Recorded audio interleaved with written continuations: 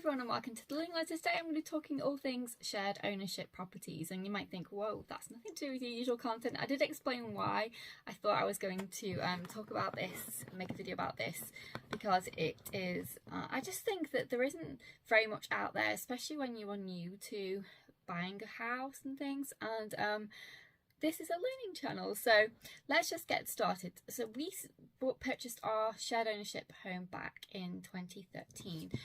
We purchased half of the share of the property with a housing association. So it wasn't just with any a relative or anyone else. It was an actual housing association. So they kept the other half, sold us the half of it, and we pay mortgage on the half that we own, and then we also pay them rent.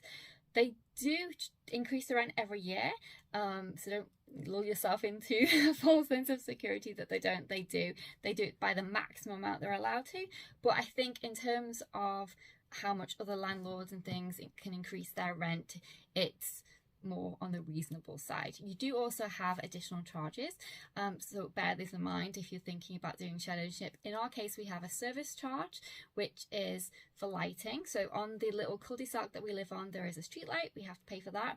We also pay for their building insurance, so the housing association's building insurance, that's part of our service charge too.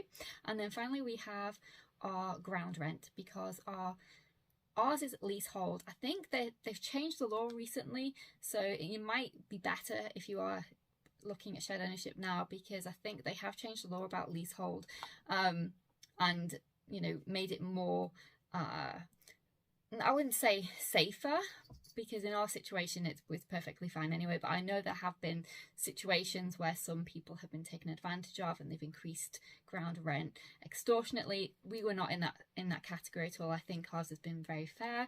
We have £150 a year that we have to pay. But the good thing about our housing association is that if you did actually purchase the whole house eventually, so you staircased up and purchased the whole house, the freehold comes for free. So you do have the option of getting rid of the leasehold. But it's just something to bear in mind if you are purchasing a share ownership property, to check whether it's leasehold or freehold, because obviously you want it to be freehold as soon as possible, if you can actually purchase the whole thing. So as I said, we purchased ours back in 2013. So bit of background history: both myself and my partner had rented. We'd rented together and we'd rented separately. I had been renting for a long time because both my parents died when I was young, so I had rented for a long time, which made it almost impossible to save for a deposit. My partner had stayed at his parents' home longer, so he had not really anything either, but he had the luxury of not having to pay as much rent as me. He did move out, I think it was 2 years prior to us getting married and moving in together. So he had paid rent for a little bit of time, but I feel like I definitely paid a good chunk of someone's mortgage off with my rent payments. My rent was quite high as well, because I'd lived in a city. So my rent was £550 a month, which for a one-bedroom apartment, which just had a bedroom and a lounge with a little kitchen, was not cheap at all. He rented a studio, so his was a little bit cheaper, but he didn't live in the city, so that made the difference for him. So when we got married, we moved into a rented property together, and it was a little house out of the city, so it was a little bit cheaper. It was still £500 though, which is a lot for our incomes at the time. He was on a very lower income at the time, and that was what we could afford. But I knew that I wanted to get out of renting. I'd wanted to buy for so long. I tried every possibility to buy. I'd looked at every avenue, but it just wasn't something that was available at that time. So when we'd lived in the house for about 5 months, we started having issues with damp and also the drains, and the landlord was not very helpful. So literally in the yard, because he didn't have a garden, it was in the yard, sewage was coming up from the drains outside. It was disgusting. So I knew we didn't want to renew the lease there. So I started looking around, and I found a housing association doing a rent to buy scheme. Now this is not shared ownership at all, but basically the rent to buy scheme is supposed to be where the rent is slightly cheaper, and it's something to consider if you're looking at doing anything along these lines. the rent is slightly cheaper than a typical house would be, and the idea is that you can then save up for your deposit, which would have been amazing. However, shortly after, before that, my husband had been made redundant, so literally had no money at all. And then he finally managed to get another job. It took him a long time though. It was over 6 months of being unemployed, but he finally managed to get another job, and it was amazing. We were so happy, and eventually we could maybe start to put a little bit towards this rent to buy thing, and we could actually maybe buy something. But then again, he was made redundant, which for the second time, if you've ever been made redundant, it is horrible, and I was absolutely petrified. However, the difference was between the first time and the second time was night and day. So it took him 6 months before he found another job the first time, and as I said, it was really difficult. But then the second time, he got a job straight away. So he got a little bit of a payout from his second job. The first one didn't, because it was just statutory, but the first one didn't because it was just statutory, but the second one did give him a little bit of a payout. It wasn't much, a couple of thousand, but because he managed to get another job straight away, we were able to have a little bit of a deposit, so which was amazing. So I immediately started looking everywhere, because I knew that now would be the time to start looking at finding a property.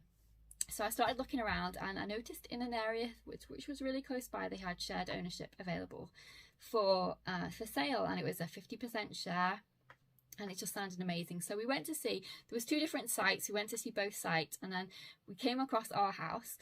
Now the people that were actually trying to buy it before us, it had been sold, but there's something had happened and they weren't able to continue. So it literally just gone back on the market that day that we came round. And I remember it was such a hot day, and I had my baby, and she was 10 months old at the time, and I had my baby in my arms, and because you couldn't bring obviously the pram into the house, and I was absolutely sweating because it was boiling outside, and she was heavy at 10 months old. We were going all around the house, and it was amazing. The garden was the thing that sold it for me.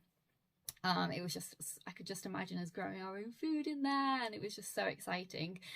We could paint it, we could get a dog, all the things that we wanted to do. And I was actually getting her a swing set for her first birthday. I'd already bought it, but it wouldn't fit in our other house that we had, and all I could picture when we was looking around this house was I could picture our swing set in the garden for her birthday, and I was just so excited. So we decided to go ahead, and we purchased it, and we used the money that we got from his redundancy and a bit of our own money that we had saved up as our deposit, and it was amazing. So we moved in, I think it was about 12, she just turned 1 by the time we moved in, so she'd been 1 about 2 weeks or so before we moved in, and it was just amazing. It was our little proper first home that we owned together, although half of it, and it was just the best thing ever. So when we moved in, we knew it was never going to be our forever home, because we didn't like the area to live in permanently. We knew we wanted more land, we wanted to be more rural in the country, but we thought for now it'll be great, and eventually we'll move, but in that interim period what we'll do is we'll staircase up.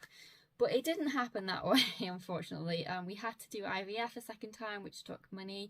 My husband crashed the car, and we literally almost paid it off, and then we had to start all over again with a new car. He had a car accident, slipped on the ice, crashed into the curb, didn't hit any other car, but it totally wrote off our car.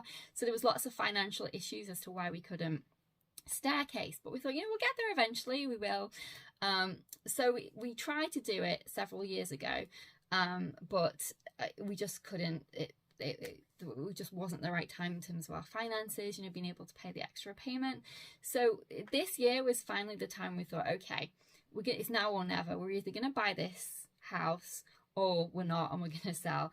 But we thought naively that it couldn't have gone up that much in 10 years. It couldn't possibly have gone up that much that we couldn't afford to do it or wouldn't want to do it. It wouldn't be beneficial to us.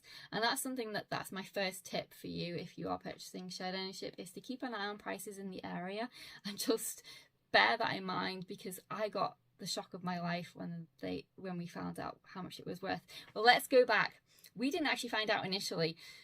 Next door, we're a semi, so next door started doing loads of improvements to their house. They started putting a porch on, redoing the bathroom, and I thought, so they wouldn't be doing that for any reason. And it turned out they told me they'd bought the house.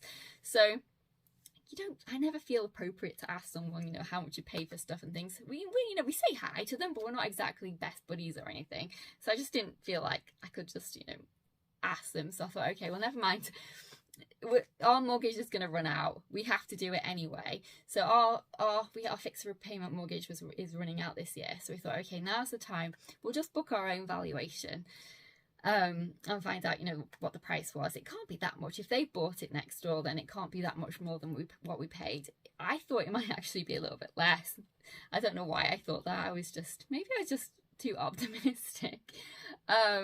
I think what lulled me into a false sense of security is I was looking at house prices in the area, and the person across the road who moved in just after us, it looked like they just recently, 2019, bought the rest of the house.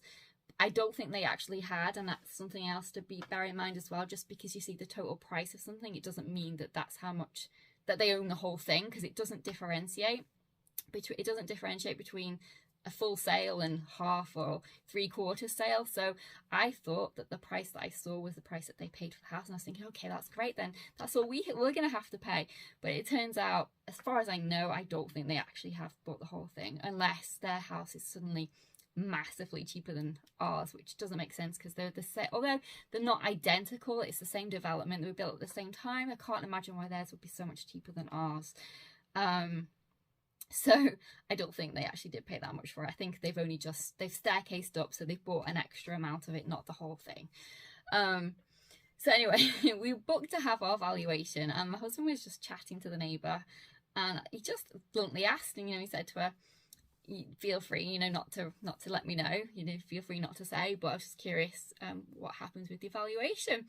And she told us that her house had been valued at 190,000, and I nearly dropped on the floor when I heard that. So we bought ours back in 2013, and we paid 70,000 for ours. So it was valued at 140, and we paid 70,000 because obviously we bought half. The neighbour next door didn't originally live there. There was someone else that lived there prior to her. They sold up in 2016. So she actually bought hers in 2016, and she only paid 67,500 for hers. And then when she got the valuation, it was valued at 190. And she said that she couldn't believe it either, and she was so shocked. So she got her own independent evaluator to come around, and they told her that hers was actually worth 230,000. So her and her partner decided to just go ahead and buy it. Now, I don't know where they got this 230,000 from. I think that she was telling them what improvements she was going to make to the property, which is what they're doing now. So they put a porch on, they're redoing the bathroom and the kitchen. I think maybe that's where the 230,000's come into it, because I can't imagine it would have been 230,000 as it was. Their house is similar to ours, but not the same. Our garden is almost twice the size of theirs. The layout is different. Our layout is more favourable currently, which is why I think they're redoing their kitchen, because we can eat in our kitchen, we can fit a table in there comfortably. When I viewed their property, when we were looking around the estate, you couldn't with theirs. It was a bit of a tight squeeze. So ours is a better configuration, more square footage, not massively so, but a little bit. But the garden is massive compared to hers. We've got a 3-person drive, she hasn't. So the only way I can think of where they got the 230,000 from was when they told her what improvements, when they told the value what improvements they were planning on making. Anyway, so we were so shocked when we heard that. When we heard the figure of how much their house was valued at, not only did I almost, you know, need to pick myself up at the floor, off the floor, I knew instantly that we were never going to pay that, because our house is 10 years old. There are things that we would have to improve. We'd need to redo the kitchen. It's not, you know, as nice as it was when we not that it was ever amazing, but, you know, it's had 10 years of use. Again, the bathroom, we've always had a storage issue, so, you know, we thought about boarding the loft. We'd also thought about, because our drive is so long, it's using a section of it and kind of blocking it off to be like a garage, but more so for storage. So the other thing was, the massive thing is, we wanted to increase our living space downstairs. We've only got one living room. We wanted to add a conservatory, but all of those things would cost money. Now, if we were to buy the house at her price, for example, at 190, it would leave us hardly anything in terms of equity to be able to do any of the improvements. So as soon as they said that, I thought, okay, no, there's no way we're going to buy this house. But we'd already paid for them to do the valuation and everything. you have to pay to do the valuation. Oh, that's another thing to bear in mind with the whole share ownership thing. You're responsible for everything. So any repairs, if you want to get out of stuff, so if you want to sell, you have to pay all the fees. You don't have to pay their legal fees, but you do have to pay the valuation for the property, and it has to be a RICS valuation. So I think it's Royal Institute of Chartered Surveyors. I think that's what RICS stands for. And it has to be a RICS valuation. It can't just be an estate agent valuation. So for us, that was £216. We had to pay for them to do that. We'd done it the wrong way around. So we'd actually paid for them to do the valuation of how much our share would be if we were to buy it from them. So because of that, we then had to do our own valuation afterwards, because we weren't obviously going to buy it. And so we had to end up paying another £216, which really sucked. But that was our fault because we did it the wrong way around. But we didn't genuinely never thought for 1 second that the house would be worth remotely anything like that. Because I didn't even think about the properties in the area being so much more expensive. It just never occurred to me that that would be the case. Anyway, so we paid for, as I said, their valuation. It came back and we knew instantly there was no way that we were going to buy it for that much, because we want to do all these improvements, and it wouldn't be financially beneficial because we wouldn't be able to afford to. But also, if we were to sell it, even though we'd done all the improvements, we would have had to have borrowed money to do those improvements, and it probably wouldn't have been much more beneficial to us, unless we were planning to stay for 5-10 years or so. Then yes, it probably would have done, but only if property prices keep increasing, which who knows what's going to happen. So it just didn't, we knew we didn't want to stay here for another 5 to 10 years, so it just didn't seem beneficial. But the other reason as well is the next door, her husband, or partner, I don't know if they're married or not, he is very handy. Like, he built their porch, he's redoing the kitchen, he can do, you know, all those types of things. My husband's into works in IT, and he's just not that way inclined, you know, not everybody is. So we would have to hire someone to do those things. So they were able to save money by doing it themselves and just buying the parts, and, you know, they don't have to pay any labour. But for us, we would have to get someone professional to do it, which would just make it way more expensive. So as I said, we got their valuation back. We said, you know, we weren't going to buy their share. We went through the process of what do we do. Now this is important as well, because when you are so excited about buying somewhere like we were, you don't necessarily think ahead of, okay, well, what happens when I want to sell? So there was this whole ream of stuff that we had to do in order to get to the process where we could actually list it. So first we had to get the valuation. So I had to contact somebody to come and do my own independent RICS valuation. They came, valued the whole thing. Then I had to wait a week for them to send the report back. So we got our valuation back. And just for transparency, I'll tell you what it was. So our valuation came back at 215,000 for the whole house. So for half, obviously, is 107,500. And as I said, considering we paid 70 for it, I think that's a reasonable amount in terms of our equity. You know, like I say, it probably would have been more had we have owned the whole thing or bought it sooner, but we just weren't in a position financially to do that. So I'm quite happy with that. You know, I think it'll give us a little bit of a deposit for our next house, plus we're likely to need to get a fixer-upper, so it'll give us a little bit of money to do some repairs. So that's fine with me. But if you were wanting to buy the whole house and not sell your share, it's really, really important to keep your eye on the markets and see what property's going for in your area to buy at the right time. Because I think in hindsight, if we would have bought it that year after we moved in, bought the rest of it, we would only have paid 140 for it, which is crazy. So that's my biggest regret, not buying it sooner. But by the time we were able to, start mulling over and considering it, it probably would have gone up massively anyway. So, it's catch-22. It's one of those things. But if you only can buy a certain amount, so for shared ownership, obviously you're only going to be able to buy a certain amount initially. Try looking into staircasing sooner rather than later if you can, unless you've entered at a really high price. Then it's worth waiting to see if it goes down. But in our case, we entered at a lower price and it bit us in the bottom, literally, because of the fact that it's now so expensive. So as I said, once you've done your RICS valuation, you then obviously have to get an estate agent to come and, take photos and discuss fees and everything else, and they can't determine the price. That's the one good thing about shared ownership, is the valuer determines the price. And well, I suppose there's a negative side to it too, but I don't think it's that bad. The person has to pay that, so you don't get this haggling of, oh, I want to lower the price and everything. They can't, because it's set. So as long as it's not an extortionate price, then, you know, you should be okay. And so in our case, 107, I don't think it's too high really for someone who's entering the market. But if your property is worth 450,000 and you've obviously got half share, then that's going to be a bit tough for someone. So it all depends on where you live. So I think you're better off, if you can, buying your shared ownership in an area where the properties are on the lower side. So then you've got that chance to get in there quickly to buy the rest of it before it starts to build up.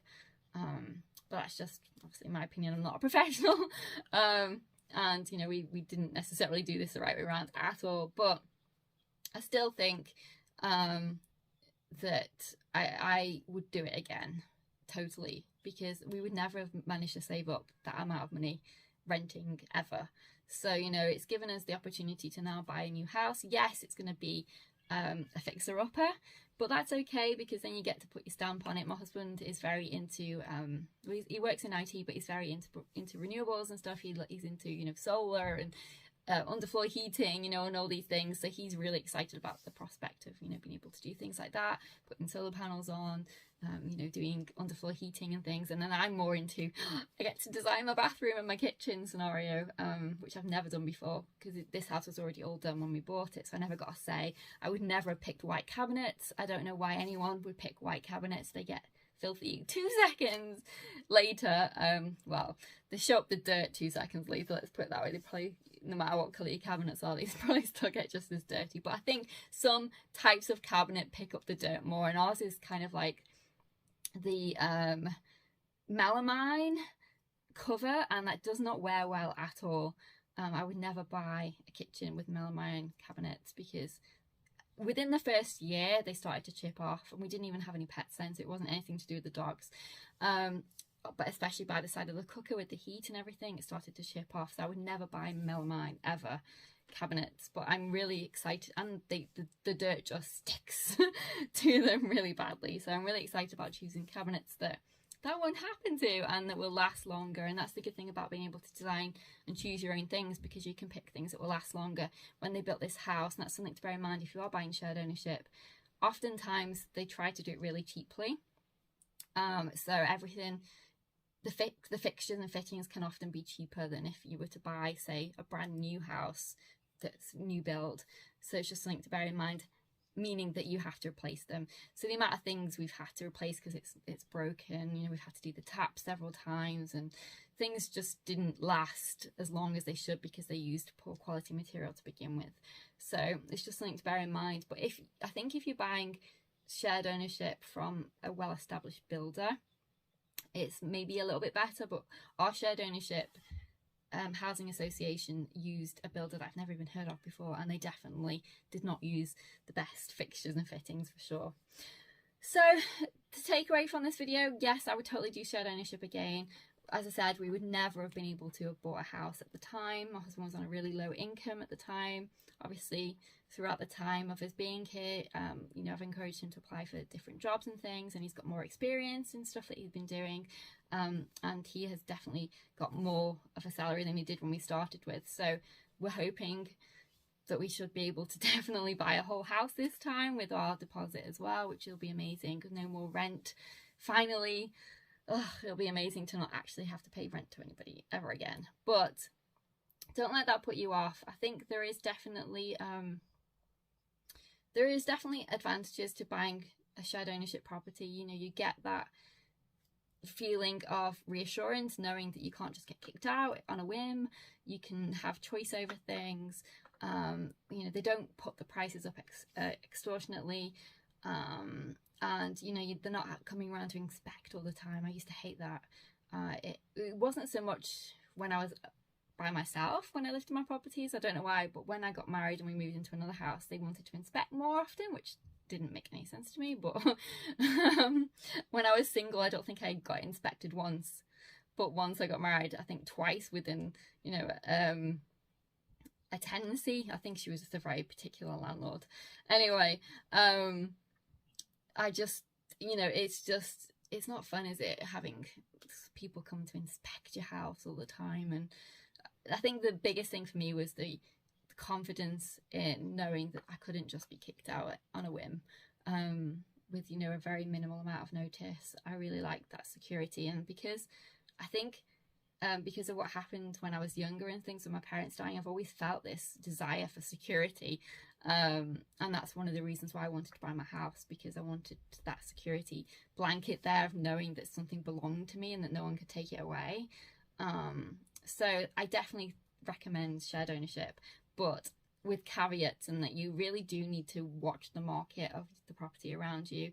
Plan to buy it sooner rather than later, unless you're entering a big a high price, and check the terms and conditions of your contract really carefully, and ask, because even in our lease and our contract, it didn't go into the fine details of everything, so we didn't know that we had to do all these things before we sold, because it doesn't specifically lay out exactly. Probably if you were to clarify more, then they would have told you at the time, but it just never occurred to us to ask, because we were first-time buyers. You know, we'd never bought a property before. We didn't know all the right questions to ask. So definitely get someone who, a professional, you know, a solicitor, to help with the contract. We did obviously have solicitors, but I don't think that they, even they went through everything and told us everything about, you know, different scenarios and things. The only thing he said to us was about buying it in terms of, you know, maybe wait 3 years and then buy the rest of it scenario, and I think that probably would have been the best advice, and that probably should have been what we did, but we decided to do IVF, and, you know, it just wasn't, we couldn't do both. We couldn't buy the house and do IVF at the same time, so, you know, it's just one of those things. But, you know, look to buy it sooner rather than later if you can, because that's where you'll make the most money. But I do think there is an opportunity to make money. We obviously will do, which is fantastic, but I think I was Googling, and the average house increased from 2013 to 2023 167,000, depending on where you lived. So I wouldn't say we've got a massive amount of equity, but, you know, we've got a little bit, and that's all that matters. And, you know, we've had the security of living here for 10 years without any interference from the housing association, which has been amazing. So yeah, definitely would recommend shared ownership, but just be mindful of when you need to staircase up and buy the rest of it. Don't leave it too long, because you might suddenly get the shock like we did and get this huge price for your house. But I hope that was helpful for you, and if you've got any questions, leave them below. Take care, and I'll see you soon. Bye for now. Hey everyone, and welcome to The Learning Ladder. Today's video is slightly different than my normal content. We're going to be talking about property. We're going to be talking about shared ownership properties, specifically reselling them. We're going to be talking about buying new property, buying property in a different part of the country than where you live. It's all going to be house related, so if that's interesting to you, then definitely stick around. It's going to be a long video. It's going to be in 2 parts because we're halfway through. We haven't got to the end bit yet, and I don't know when that's going to be, so stick around if you want to see part 2. But let's start from the very beginning. So how did we even end up having a shared ownership property in the first place? So let's go back years. So I've rented for a very long time. Both my parents died when I was young, and I've rented for years. I tried to get onto the property ladder, but as many people experience, when you have a big rent, it's really difficult to save for a deposit, and I just couldn't do it. I couldn't do both. I couldn't pay my rent, I couldn't save for a deposit. And I've had multiple jobs over the years, in terms of, I've had one job where I was full-time. I've had a job where I was at university and I worked weekends as well, so pretty much 7 days a week. I've had, as I said, various different job opportunities, and I just could not get the money to save up for a deposit to buy a house. So we got married in 2010, and at the time my husband had been renting as well, but only for 2 years, because he'd lived at home obviously longer than I had. So he had been renting for a short amount of time, and even he wanted to get off the property rental market, because it's just dead money. It literally is. You're paying rent for nothing. You may as well just throw it down the toilet, basically, because it's just wasting money. It really is. And he was really excited to buy too. But at the time, he was on a really low income. He did a master's degree at university, yet he was on a really low income, which was crazy. He only earned £2,000 a year more than I did, and that was just insane. But I hadn't got a master's degree, so it was crazy. However, shortly after we got married, about 6 months after we got married, and we were renting privately, made redundant. So our whole world just completely was gone overnight in terms of any chance of moving house, any chance of buying anything. It was just completely gone. It took him a good 6 months to find another job, and during that time, obviously, we were having to use debt to pay for stuff. And everything else. It was really difficult. But he finally got another job, which was amazing. And the job that he got was much better salary than what he was on before. They even said at the time that they thought he'd been massively underpaid at his other job. And I was thinking, yes, he really was. So he got a pay rise, which was amazing. So we thought, great, this is fantastic. We can finally start to think about, getting a house and all those kind of things that you have dreams and hopes of as you're, newly married and everything else. So I was searching around and I found a scheme where you could do what was called rent to buy. So that's not shared ownership, but basically it's supposed to be a slightly cheaper rent, which is then supposed to enable you to be able to save for a deposit to either buy the house that you live in or buy another house that they have in their portfolio. So it was with a housing association, and you had to meet a specific criteria to get one, so being a lower income and everything else, and we still were in that criteria, so it was great. We got the house, it was amazing. But we'd only been there, I'd say, a couple of years. During that time, we did IVF because we needed to. My husband had male factor infertility, but luckily it was on the NHS that time, so we didn't have to pay for it. I got pregnant straight away, and we had our beautiful daughter. And when my daughter was about 7 months old, he was made redundant again, and it was just nightmare alarm bells going off my head. I was thinking, it's worse this time because we have a baby, and all these other bills and everything else. Difference this time between the first time was night and day, because he managed to get another job immediately. Pretty much it was within a couple of weeks, and the relief, I cannot tell you. If you've ever been made redundant, it's the most horrendous thing to happen, and then to happen twice within a couple of years is just unthinkable in terms of normal situations, but it wasn't in our case. So he, as I said, managed to get another job straight away. It was amazing. But the difference between the first job and this one is the first job only gave him statutory redundancy, which was nothing. But this company that he worked at, it was an IT company. He works in IT basically, but the first IT company were just awful, gave him hardly anything. But the second company didn't have to, because he hadn't been there for very long, but they still gave him a couple of £1,000 redundancy, which was absolutely amazing. So that, plus the bit that we'd saved up during the time that he was employed and we were paying the lower rent, we had a little bit of deposit. So I immediately started looking for a house because he got another job straight away. I didn't want this opportunity to, go to waste. We could use this money for a deposit. So I started looking straight away for a house. There was a housing association in the area. They had 2 different plots of houses available, and we went to see the first one, and then we went to see the second plot. Now the first house on the second plot that we saw had just recently gone back on the market that day. She said within the last hour or so, because the people who were buying it, for whatever reason, I don't know, it went wrong. So we went to view that one. We viewed 2 houses. We reviewed the show house first, then we viewed another house. So it was actually the 4th house on the estate that we viewed. As soon as we saw it, we knew it was the one for us. It had a huge garden. We had all these hopes and dreams of growing our own foods and getting a dog, all the things you think about. Garden for my daughter. We had a small garden in our other house, and I'd actually bought her for her first birthday a swing set, but when it actually arrived, it's one of those things where you order something online, it ends up being the wrong dimensions than what you imagined, and it just was massive. It would take up our whole garden. So I just had this in the cupboard upstairs in the spare room thinking, oh, I hope one day I can actually use this swing. And then when we went to view this house, I thought, this is perfect, the swing will fit in here perfectly. And I'm just thinking, you know, she was 10 months old at the time, and it was absolutely sweltering hot that day when we were viewing the house, and you couldn't take your pram in, obviously the new build houses or anything, so I was carrying her in my arms and we were going to view all these houses, and I was sweating, and then we went into this house, and I don't know, it just felt 100% right. It's just amazing. It was amazing. And we put an offer in straight away. Obviously, it's one of those things where you make a reservation fee. We put our reservation fee in, and then we had to go through the whole mortgage application and be approved because it was a shared ownership property. So the property that we picked was a 50% share.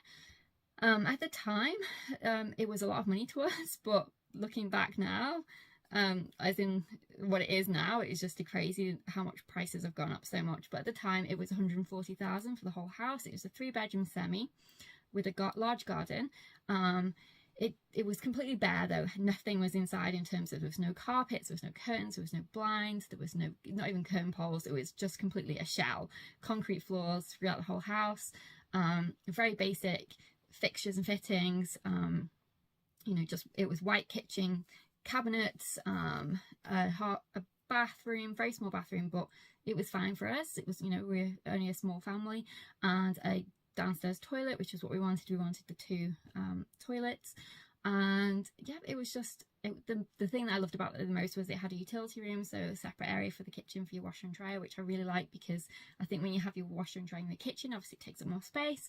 So I loved the fact that it had a utility room. I was so excited about that. You know, when you've got babies and washing and everything else, it's just nice to have a little area where you can do all that. There's a little folding section for you where you can fold stuff, and it was amazing. We were so happy. So as I said, it was 50% share, so we had to get a mortgage for 70,000, and obviously we had our deposit, and then we had to pay rent and service charge on the portion that we didn't own. So the service charge was for their insurance, so you had to pay for their buildings insurance as part of our service charge, and rent, and that's all we were told at the time with the fees. There was nothing else. That was everything we were told. So we went through the whole process, purchased the house. It was I've never bought a house before, neither has my husband, so neither of us knew what to expect, and obviously I didn't have parents to ask, and you know, nobody else we knew had been in this situation where they were buying shared ownership, so it was all a very new thing. I remember walking out of the office on the estate, and the lady who was doing the sale hands me this card and says, here's a solicitor that's giving discounts to people that are purchasing on the estate. Why don't you know, call them and see, you know, get the quote for your solicitor's fees. And I just did that. I literally did that. I got a quote from them, but you know, I did, in the back of my mind, I remembered you're supposed to get multiple quotes, so I did contact a couple of other people to get quotes, but they were by and far the best quote, so we went with them. So basically the solicitor that the estate recommended, we went with them to purchase the house. Everything went fine. It took, I think it was, my daughter just turned 1 by the time we moved in, so she was about 10 months old at the time we came to view, and then she'd recently turned 1. It was about 2 weeks after she turned 1. I was kind of sad because I was hoping we would have been moved in for her birthday, and I wanted to get a swing set up and everything, but you know, it was like a couple of weeks later. It was no big deal. As soon as we moved in, pretty much one of the first things we did was set up a swing in the garden. And it was just amazing. We had to obviously paint, we had to do carpets. It was white everywhere. So I wanted to have the pink room, you know, the girly room, and I painted this whole mural in her room, and it was just first time buyer excitement. It was amazing, and we were really happy. About 3 weeks after we moved in, we got a letter in the post saying we owed £150 for a land ground rent, and I thought at first they'd sent this letter to the wrong people. How could we possibly owe ground rent? We already pay our monthly rent, we already pay our service charge. I didn't know what they were talking about, so I just ignored it, because I thought they'd clearly made a mistake. About 2 weeks later, I got another letter saying, hello, you haven't paid your £150 ground rent, you need to pay this immediately. You know, one of those emergency letters, if you don't pay there's going to be serious complications. So I was thinking, okay, what the heck is this? I ring them, and they say, oh yes, you have to pay ground rent as well as all the other things. I'm thinking, what? We never actually received any paperwork at all for our sale until we moved into the house. This is something that at the time I didn't know wasn't necessarily the norm. I only know that now, that it's not necessarily the norm, and I even really don't know that 100%. But this time when we've been making our purchases, the solicitor has sent us all kind of paperwork to look at and the deed and everything else. That never happened, and I don't know if that is normal. But because, as I said, the house we're purchasing right now is in a different part of the country where they have different rules, so I don't know if that's their rule, and in England where we are currently they don't send you paperwork. I have no idea, but all that happened was, in terms of paperwork, and this is why we didn't know about the ground rent, we went to the solicitor's office on the day when we were supposed to go through and sign everything. He physically read the information to us in terms of what he thought we needed to know. You know, he at no point mentioned anything at all about a ground rent. Nothing at all. He only told us about the service charge and the rent, which we already knew about because that was what the lady on the estate had told us. And he also made a comment about the shape of the garden, how it's a weird shape and things like that. That's the only things he was really telling us about. He went through the mortgage offer that we had and we signed, and that was it. No paperwork was ever physically given to us from the solicitor. Nothing was emailed, nothing was given to us at that office. We just walked out. Then when we moved in to the house, there was this giant red folder that was on the kitchen cabinets when we walked in. And in there were things like warranties for the floor and the cabinets, instructions for how to use the boiler and the alarm system. And then there was a lease that was in there. And then there was a couple of insurance certificates for the gas boiler and that kind of thing. That was it. That was all that was in there. So we were never actually given a copy to read or anything of our deed or anything like that. But with us having a mortgage, you know, we assume that just the deed sent off to the mortgage company and you don't actually ever see it until you know, own the whole thing. So none of it was unusual to us. But that's why we didn't know about the ground rent. So when I contacted the solicitor and said, why do we have to pay this ground rent? I mean, don't get me wrong, it wasn't massive. It was £150 a year. But when you're not expecting that and you're already not, you know, we weren't, obviously the fact that we were able to qualify for a shared ownership property means we weren't very rich at the time. So every bit matters. So I needed to know why I was paying this £150. So I contacted the solicitor and they emailed back and said, oh, it was supposed to be £10, which is actually what our service charge was. And he said, let me look into it. We never heard back from him at all. But the thing we did do was go and read our red binder, and in there was the lease. And in the lease, it specifically said there was a ground rate of £150 a year. So the solicitor hadn't told us. I don't know if it wasn't in his copy, because I never saw what his copy was, but he never told us about it. And the only way we found out was from the letter. So that was kind of like an unusual thing to happen. But, you know, it was fine. We managed to sort it all out, and we paid the £150 a year, as well as the service charge and the rent. It's still it's still much better than renting privately. That was our opinion at the time, and it still is to this day, to be fair, because you can build up equity in your property, which is what we have done. So fast forward, about 3 years after we'd moved in, the solicitor at the time, this is one of the things he did say to us when we were in the office, was he said, why don't, in about 3 years, you should maybe consider buying more of the property, or what they call staircasing. So you don't have to buy the whole thing all at one time. You have to buy the minimum of what they request, and in this case the housing association wanted 50%, but after that you can staircase up in increments. So he said, in about 3 years you should try and buy the rest of it, and we would have done that. But in those 3 years, that 3 year period, my husband had accidentally crashed the car, and we'd literally almost paid off the finance for it, and it was an icy day. He skidded on ice and hit the curb. The car didn't even look that injured, but for whatever reason it was. He didn't hit anybody else, just the curb, and they wrote it off. But because we had finance on it, it was virtually nothing. So we ended up having to start all over again with a brand new, well, it wasn't brand new, we've never had a brand new, but another used car. So we had to start off with a new loan, which was absolutely devastating, but what can you do? And we'd also decided, and this was our personal choice, to go and try for another baby via IVF. This time we had to pay privately because you only get one cycle on the NHS here for free. So we decided rather than buying the rest of the house, we would do IVF. And the reason why we decided to do it is because my husband's sperm count had dropped even lower, and we thought, you know, it's now or never. So we decided to do that instead of after the 3 years. Unfortunately, I did get pregnant, but I had a miscarriage after my IVF cycle. So unfortunately, you know, we still had this loan to pay for IVF, but no baby. But you know, it's one of those things, if you've ever done IVF, it's, you know, it's 50-50 and sometimes even less than that. There's no guarantees. So it was very obviously devastating, but it's one of those things. So we had to pay the loan for the IVF treatment. After that, it was almost £8,000. So again, that stopped us from buying any more of the house. We finally got to a point where this year, so we're now 2023, we thought, okay, now is the time when we're going to either buy the house or we're going to sell. So naively at the time, I was looking at properties in the area and I was thinking, they've gone up quite a bit, but you know, surely our house couldn't have gone up that much. I don't know why I thought that. I was just possibly too optimistic. I think what really lured me into a false sense of security was the house across the road from us. They moved in at the same time, and when you look on sold prices, it said that the house had sold for 130,000. So I was thinking, oh great, that's what ours is going to sell for. That's perfect. You know, we can definitely afford that on a mortgage, because obviously mortgage rates have gone up dramatically compared to what they used to be, and affordability and everything else really matters. So I thought, you know, that's perfect. We can definitely manage 130,000.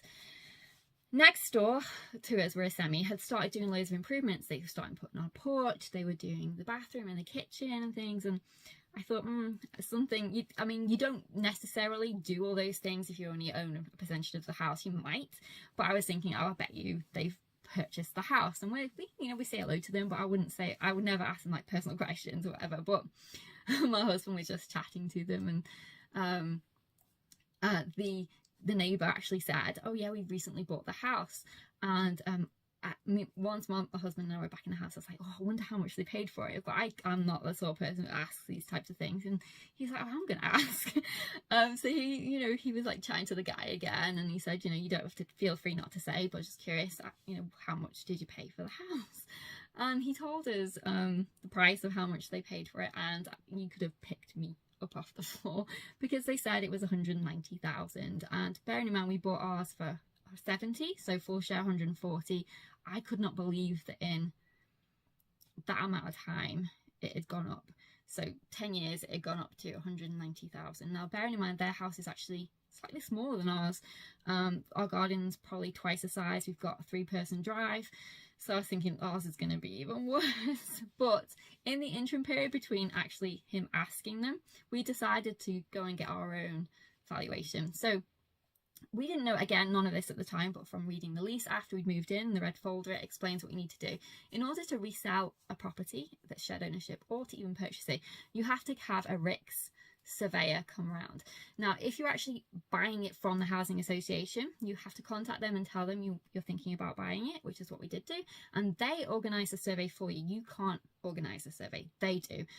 If you're buying it from them, that's with our housing association. I think there are rules that are slightly different with everybody, but that was what ours were. So we could not choose our own surveyor, they did. The surveyor comes around and has a look at everything, and then he produces a report, sends it to them and to us. So we got our report back, and they gave the figure of what our house was to buy, and there's no reasons, but when we looked at the figure, we thought, no, because it was even worse than the figure for next door.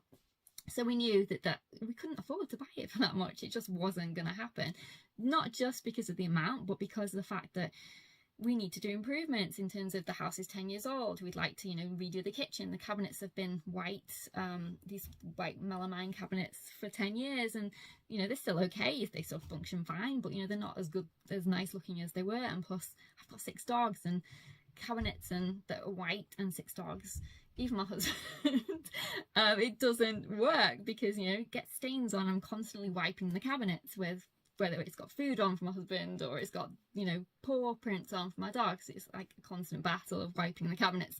And that's not to say that other cabinets wouldn't show up the dirt too, but I just feel like when it's white, then it's kind of like that melamine things just stick to it. So I want to change out my cabinets. As I said, they're fully functional. There's nothing wrong with them in terms of, you know, you can put your stuff in and everything. It's just aesthetically, and you know, they're wear and tear. It's like natural. Even the actual survey said there's wear and tear on the cabinets. I mean, after you would, it's what you'd expect after 10 years. So I'd want to do the kitchen, and we've always said that we'd like a conservatory on the back because we've got this massive big garden, but because the back door leads straight into the kitchen, and when it's muddy and rainy outside, I've got 6 dogs bringing their feet in to the house, covered in mud, and I'm constantly cleaning and mopping. So that's another thing. And we've always had a storage issue because we have a lot of stuff. I'm not a minimalist, and there was never any kind of built-in storage cupboards or anything. We had one, but one downstairs, but there was none in the bedrooms. You know, you have to have your own wardrobes and everything else, which takes up floor space. But we've always had a storage issue, so we thought about maybe building kind of a garage, but more for storage, to the side of the house. And then we've also thought about building the loft. But all of those things cost money. And with the house at the price that they wanted for it, there's zero chance we could have bought the house and done those improvements, and it would take years and years and years to be able to do that, and we didn't want to stay in this house for that many years. So we knew instantly we weren't going to purchase it. So the other option was to sell. So now, because we'd done a survey with them, they said to us that we could use their survey for their RIC survey if we wanted to, but I thought, this is not an independent survey as far as I can tell. This is a survey that they've arranged by someone we had no say over. I want to get my own survey. So we did. We got our own survey, and we had to pay again. So the first time it was 216, and I think it was like 225 the second time. So it's not cheap. You've got to factor these things in to get your own survey. This is even before you list anything. So we got the survey around. He gave us his he gave us his price. We sent it off to the housing association. It wasn't much different, to be fair, but I just like the fact that we were able to choose our own surveyor, and it was independent as far as I could see. So and also because their survey was almost running out by the time you know, we were thinking of listing. It has to be valid for a certain amount of time, and I thought we might not sell straight away, in which case their survey will have expired anyway. So at least if we get our own survey, it'll last a bit longer. So that was the other reason why. So we got our survey, as I said, back, and then once they've agreed, then you have to tell them officially, right, we're going to place it on the market. So then you have to find an estate agent, and then the estate agent comes around. It's not like a regular sale. They don't tell you the price because you've already got this survey. They cannot list it for anything less or more than the price on the survey. Now, I was watching a YouTube video the other day, and I was talking about this guy who made a massive amount of money from a sale of a shared ownership property, whereby he got the surveyor to reduce the price. This sounds a bit, I don't know how he did this, and then he listed it on the market for higher. But you can't do that, not with our housing association. Whatever the surveyor price is for the survey that he you know, whatever that asking price was, it cannot be more than that. So the estate agent has to list for the price that's on there, not more, not less. It's kind of good in a way because you don't get the haggling of people coming and saying, well, can we do it for £5 less or whatever? But you also lose out on if there's a lot of people interested, which is what in our case happened. There's no increasing the price, which really sucked, but you know, it's one of those things. Had we have been a regular house, we could probably have got a bit more than what we actually the price was for the house, because we had quite a lot of interest. So anyway, the estate agent comes, takes all the photos, you know, all that kind of thing. Then they have to produce the marketing information. Then you have to take the marketing information, send it to the housing association, who has to approve it. And one of the things they're making sure of is that the that the estate agent is not asking more or less money, that the information shows that they're clearly only buying a 50% share or whatever it is, that the person isn't thinking they're going to buy the whole house for that amount of money, and you know, those kinds of things. So they have to sign off on it, basically. Then at that point, once they've done that, you can finally market your house. So it is a long process. That took about 2 months to do. But finally, we were able to list, and it was live. And I was super shocked at the amount of interest we got. And it just shows you that property prices are so high that it's really difficult for people to get on the ladder, and you know, they're clamoring for these shared ownership opportunities, which I completely understand. We were in the same situation. So we got in the first week we had 4 viewings, and 3 of those people offered.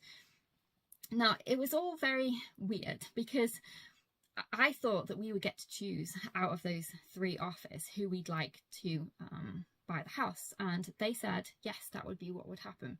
So we were excited, and and there was, as you do from a a human nature, there was a person that we preferred, but also I felt like they were the most likely to continue with the sale and everything else. I just got really good, strong, positive vibes from, it was a teacher, and she was going to buy the house with the daughter, and I wanted them to buy the house, but we had no say.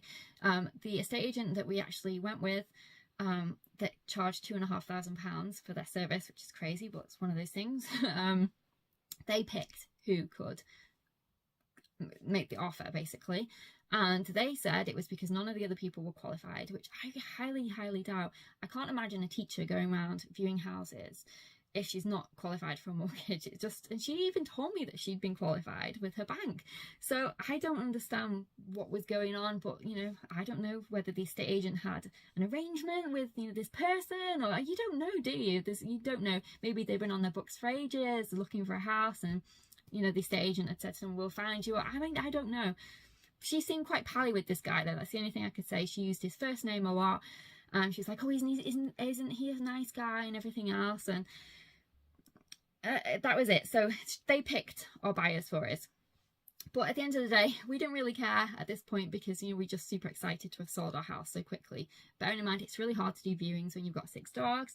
The dogs had to be out. I would clean like a crazy person, getting it all nice and everything else for the people to view. So I was so relieved beyond measure that we got this offer, because then I didn't have to go through the palaver of having viewings. So their offer was accepted. They went through their pre-approval process with the estate agent, where the estate agent made them use their mortgage broker. I don't know if it's, when I say made them, I think the way they actually sold the service to us is that they don't really have a choice. If they wanted to bid on one of their houses or make an offer, they had to use their mortgage broker. So maybe the teacher didn't want to use their mortgage broker, I don't know. But anyway, they went through their mortgage broker, and they were confirmed eligible for a mortgage for the property, for the price and everything else. So with shared ownership, they have to meet certain criteria in addition to that. So in our case, with our housing association, they had to be on a certain amount of income. They had to not be able to buy a house outright. They had to have a deposit. They had to go through an affordability check, and their mortgage offer had to be pre-approved by the housing association before we could go anywhere. So all that had to take place. So all that took place, and everything was fine. So we went and started viewing houses, because obviously once you go through all those things, you think, right, yes, this is all working out great. So we went to view houses, because where we're moving, it's 9 hours plus away. We went for the day, and drove back that same night, which was insane now, but it's what we had to do, because we had the cat at home and we didn't want to put the cat in kennels or anything like that, so cattery. So we went, we got up super early in the early hours of the morning, drove all the way there. We viewed 2 houses, and then drove home. It's crazy. We were so tired, but when I say so tired, I mean we weren't tired while we were driving, but when we got back, we were absolutely knackered. It was just crazy, because obviously there was more than 2 of them, but we could share the driving and things. So we got back, and we found our house. It was amazing. It was, I'd say, ticks pretty much most of the boxes. There was 2 boxes that it didn't tick, and it was, you can't have everything. You literally can't have everything, but it was perfect in every other way. So we put an offer in. Their system is different than what it is here in the UK. You have to make a written offer. We did a verbal offer first, which they accepted. Then the solicitors have to make a written offer, which they did, and again that was accepted. So we were set. Everything was amazing. We'd sold and found our new house. It was just, we were so happy. So I thought everything was going to be fine at the time, and I had no kind of issues at first, and then slowly but surely, as we crept along, things started to not seem quite right. So the first thing was, and this was what my main focus was on initially, was that the deed for the house we were buying, they didn't have it. I don't know if they'd lost it, or they never had it in the first place. It was also wasn't registered with the land registry, because not all properties were or are. So they had to go through that process. So they had to get it registered, they had to find this deed, and that took forever. We only got it back about 2 weeks ago. So there was all that worry. Where's the deed? And then I'm thinking in the back of my mind, did they not have the deed? And you know, what's going on? And it was just scary. But we finally got somewhere, and it took a lot of chasing on my part to actually get the deed in the first place.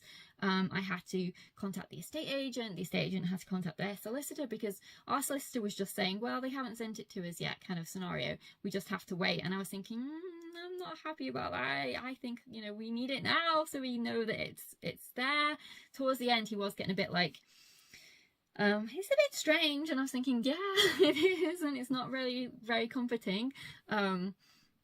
But finally, we got the deed, and they sent us all the paperwork, which is, again, now I know that that's what usually, or in this case, happens, that you do actually get paperwork to read through before you actually physically move into the house.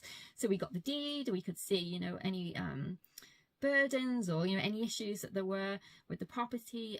You know, you could see the land map and everything of where the property was, and it was just night and day difference from the first solicitor to this solicitor. And I don't know, like I said, if that's because it was in a different part of the country and they do things differently, or if that solicitor that we were with the first time just didn't bother sending us anything. I really don't know. But there was a difference. In the house we bought was new build this time. The house we were buying was an older house. So again, I don't know if that makes a difference. Who knows? So everything was fine in terms of that. So then I start thinking, why is it taking so long? I mean, I was already thinking that anyway, and I had asked him multiple times, you know, why is it taking so long? And all he kept saying was that they haven't got their searches back, but they had some questions. So back in they made their offer in October. So back in November, we got a list of questions which we had to answer, and we had to do all our paperwork again for the sale, which is, again, we've never done this before, but you had to, you know, say what you were leaving behind and what condition it was in, all that kind of thing. So that was all done immediately. Literally the day the paperwork arrived, I sent it back straight away. This is how on task I am, and I'm not leaving anything to chance. But I'm always like that. It's just my nature. I'm very efficient, I guess you could say, in terms of if something needs to be doing, I'll get it done. So I don't know why they're not like that in terms of our buyers, but they're just not. They're just not doing anything as far as I can see. They're just letting the time pass by, and all this time we're accruing solicitors' fees, and you know, we're in a chain, and they know that we have to buy a house, and I'm just like, do they not think that the other people might not like to wait so long? And I don't understand. But literally they have not moved at all. They're not even glacially moving. They haven't moved at all from the point in November when I answered the questions that they had. Because they keep saying their searches haven't come back yet. So the searches, as you know, check things like the land registry and environmental agencies and mining and all of those kind of things, and they claim their searches still haven't come back yet, which I do not understand why it's taking so long. Apparently they've used a third party to do the searches, or that's what we think, because when I contacted our local council and the land registry, they had no record of any inquiries. So my solicitor thinks they must have used a third party, but he doesn't obviously know for sure. Their solicitor has gone on holiday, isn't answering questions, and it's not fun. So bearing in mind, they made their offer in October, and we're now, this is real time, we're now February the 24th, and we still haven't moved. So initially the solicitor thought we'd be moving in January. So as you do, you start to prepare, you start to, luckily I didn't pack, because I think if I would have been surrounded by boxes by now, I would have been tearing my hair out. But I literally didn't pack because I wanted to know the date for sure before I started packing. It's not like I have a house where I can put stuff in the garage. We'd have to climb around boxes or use our storage centre. So that's what we were going to do. We were going to hire a storage centre. So I had all that sorted out in January.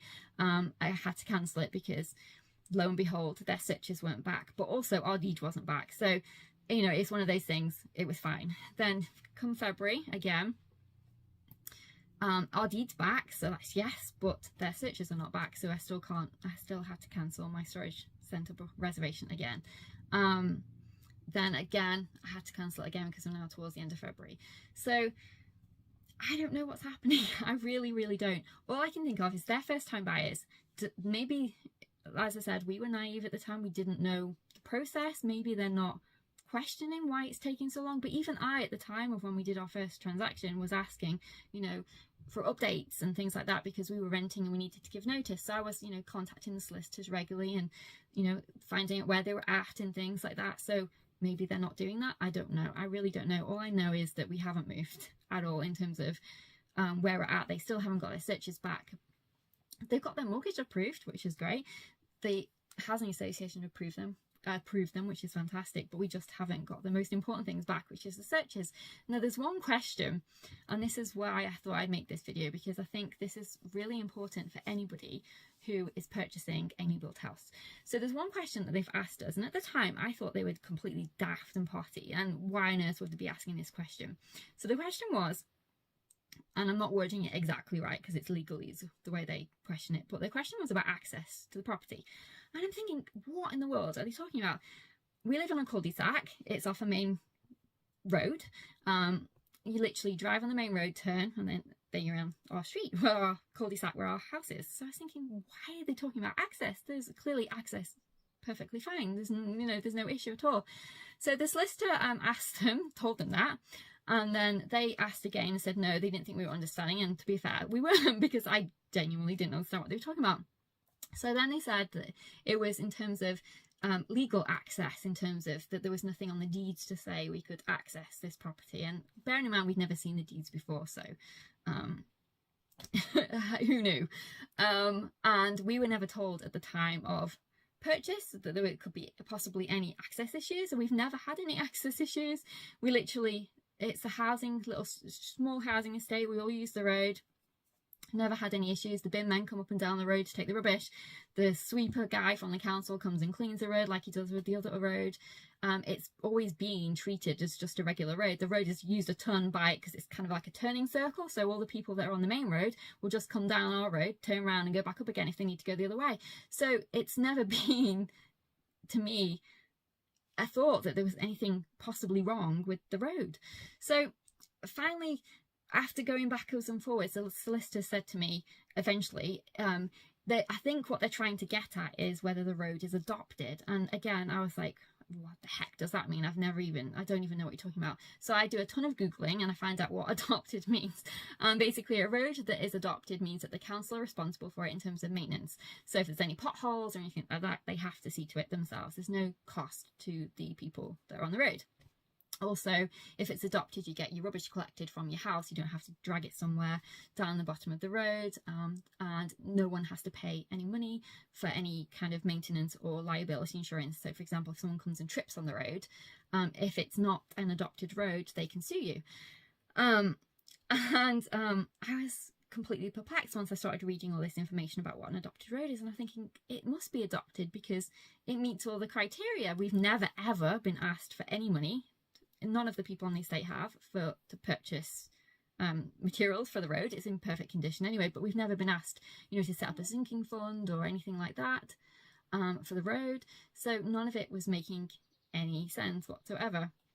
And this has been the thing that's been kind of keep coming back up and up, because they haven't got their searches back. They don't know who owns, well, they say they don't know who has access to the road, but the thing, so out of desperation, I've been staying up super late over the weekends trying to figure out what they're talking about. I've been scouring the internet for all the information on adopted roads, and now I know more about adopted roads than they ever cared to. And all these different types of agreements that the developers could have gone in with the council to make sure that the road was adopted, and when they built the estate and everything else.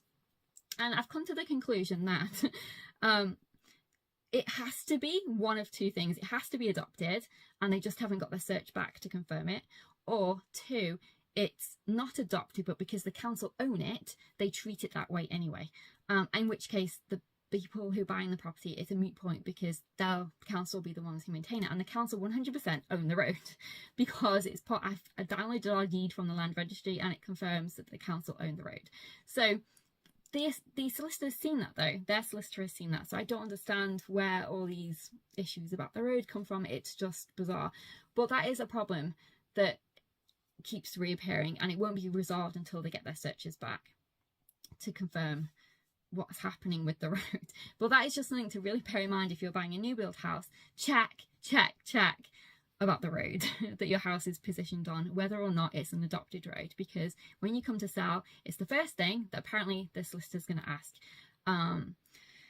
And again, 2 houses, well 3 in theory, have sold on our estate within the last couple of years, and they've sold just fine. So I don't know whether or not those solicitors didn't think to ask about the road, or it's a moot point because they got their searches back and they knew it wasn't an issue. And maybe this solicitor, just because she hasn't got their searches back, doesn't know that the road, everything's fine with the road. I don't know, but she keeps wittering on about this road. But yes, it's just something to bear in mind if you do live on a new build estate, because I think if the house is older, it's highly likely the road's going to have been adopted. But you know, we've lived here for 10 years. In that whole time, there has never been any question of any maintenance for the road, any money. No, none of the people on the estate have had anyone ask them to fix the road or to contribute for a sinking fund for the road. It's always been treated like a public road. Lots of people from the general public use it as a public road. So I just don't know where this is coming from. But that's where we are. So that's my end of part 1. So we're still waiting. We're waiting for their searches to come back. We're waiting to proceed. But I will definitely keep you updated. My fear, and this is the thing that's terrifying me the most, is the people that we're buying from are going to get fed up with how long it's taking, because bearing in mind it's taken 4 months to get to this point and we still haven't got a date remotely in sight. I just hope, of all hopes, that they'll be patient with us, but I don't know whether they will. That's the thing. If we lose the house, it's going to be so devastating, because you know, you set your heart on stuff, and I know you shouldn't, because anything can happen, but you do, and it's human nature to do that. But also, there isn't anything out there really that we can afford. So we were really lucky to find this house in the first place. So we just have to hope that they get a move on and stop going at a snail's pace. And like I said, I don't understand. I was so excited to move when I bought this house. I was, you know, contacting the solicitors and chasing things up and finding out, you know, when would we be moving, and maybe they are, but why have they not got their searches back after all this time? It's a third party doing the searches. There's no, you know, it shouldn't take as long as it should to do them via the council. And even if they had have done them via the council, which the council says they haven't, they would have been well and truly back now. So they've genuinely chosen the wrong option. They should have done it through the council, because their waiting list or waiting time was 7 weeks, and they've already shown on the website that they're already processing applications for January. And if they applied for their searches back in November, December time, they would have well and truly have got them back. So I just don't know. I've heard solicitors play games and, you know, rack up money by making things go slow, or they have lots of cases. According to our estate agent, this solicitor that they picked is one of the best in the area.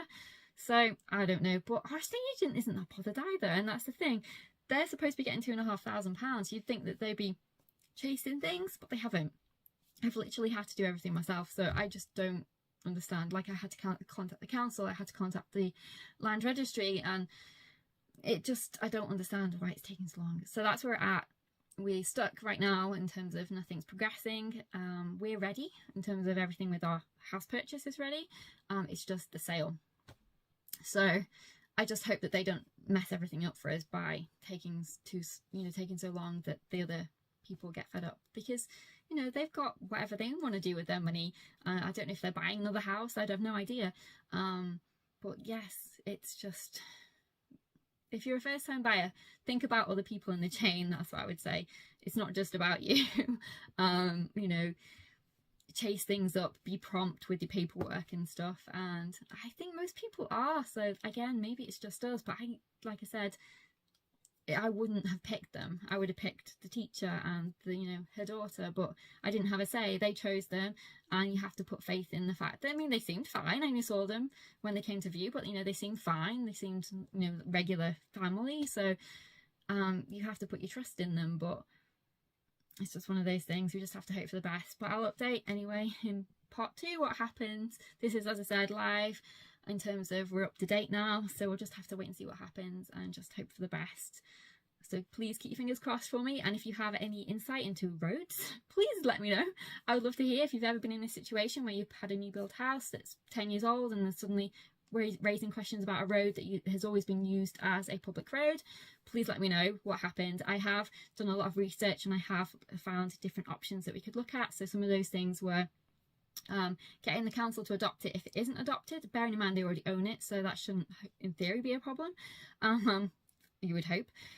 But I still maintain I'm hoping that they have already done that. Also, we could ask them, as I said, to adopt it, but we can also, because it leads straight onto an adopted road that is definitely 100% adopted, I can see it on the records, then in theory we shouldn't have a problem with that. So there is ways around it. Actually offers them other options and doesn't just say, oh, just walk away because it's not an adopted road. I mean, I'm still hoping it is an adopted road, but I think it's a unique situation because the council do already own it. So I can't understand why she would be advising them to walk away in theory, because I think it's one of the better situations, the fact that the council own the road already, in terms of if it isn't adopted, to get it adopted.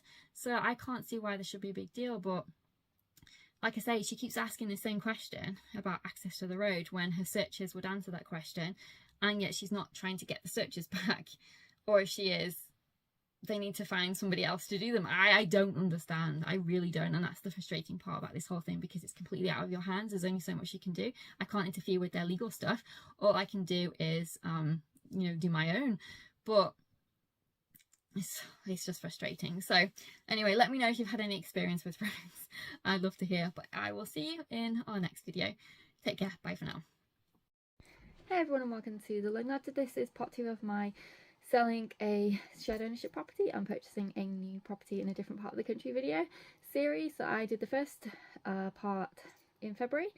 I'll leave the link below, and then obviously we are now doing the second part. So if you can't already tell, I'm in a completely different room. So obviously it was successful, but oh my goodness, what a nightmare. So I left you in the last update whereby we were getting nowhere fast. The people who were buying our property had been doing searches from November.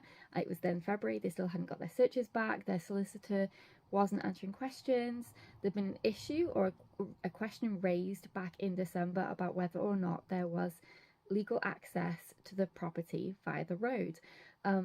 Again, this was all very new to us. We had never had any issues with access to the property. It was access via a cul-de-sac from a main public street road. It looked fine to us. The binman collected rubbish from the road, everything. There had never been any issues. Properties had sold just fine on the road.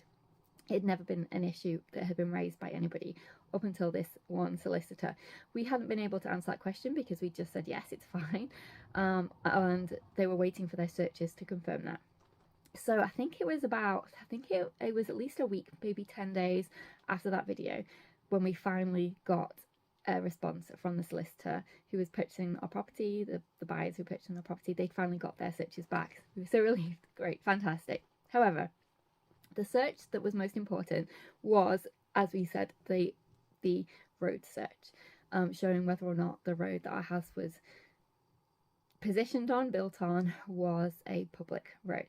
Now, when you actually, in our case, our solicitor sent us the diagram that they'd received from their search that buyers had received, and it actually has a colour coding for depending on what road colour is, whether it's public owned, whether it's private owned, and so on.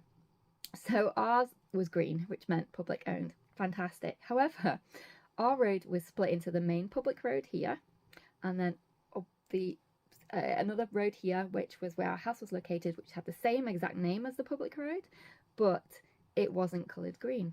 So we're thinking, oh my god, what does that even mean? It also wasn't pink, which means it's a private road. So it was just no colour on it at all. It hadn't been marked. So that was our initial thought. Okay, maybe they just haven't updated the map to show that this is a public road. Bearing in mind it's the same name as this road here, which is green. Our road is right here. So road here, our road is right here, our house is here. So on this road.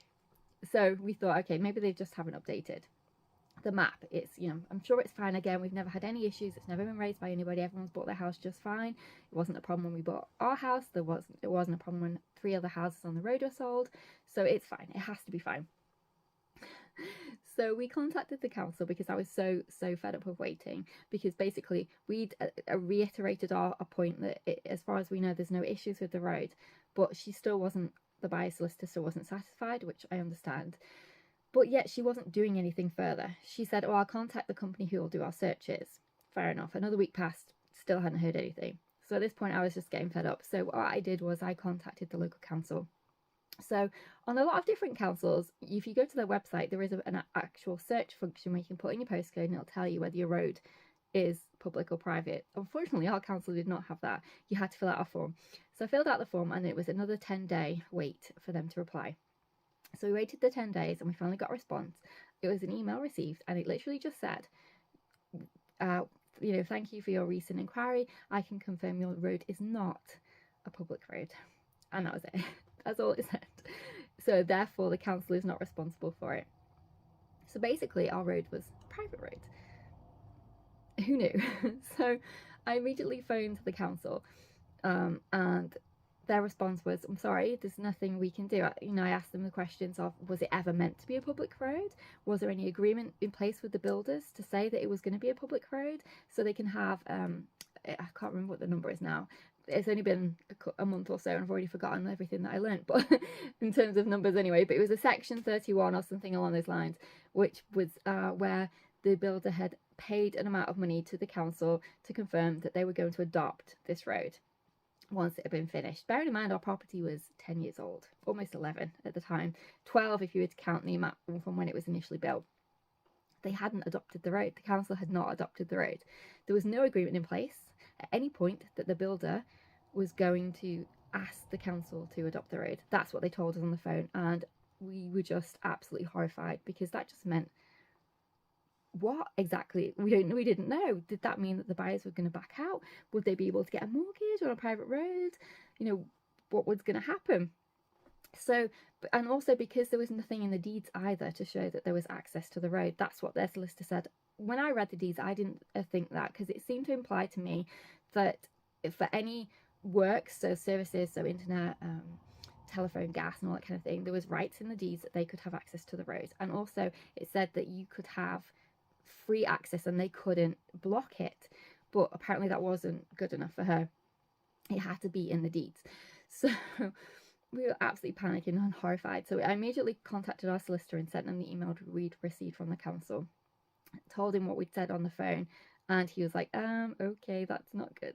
I'm going to tell her. Because he still reiterated the point of that you've lived there for so long, therefore there has to be a right of access, because how else would you access your property? And no court would say you could not access your property after all that period of time. And also because, why would anyone block the road? It just didn't make any sense whatsoever. So he was going on that common sense approach that she didn't need to worry about this because obviously there's a right of access. There's several people living on this road. Nobody's ever had any issues with accessing the property. It's access from a public road. Why would the public road be blocked so they couldn't access it? It didn't make any sense.